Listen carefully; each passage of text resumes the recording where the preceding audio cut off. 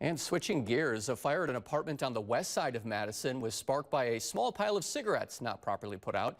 That's according to the Madison Fire Department. It happened yesterday afternoon just after 1:30 on Schrader Road.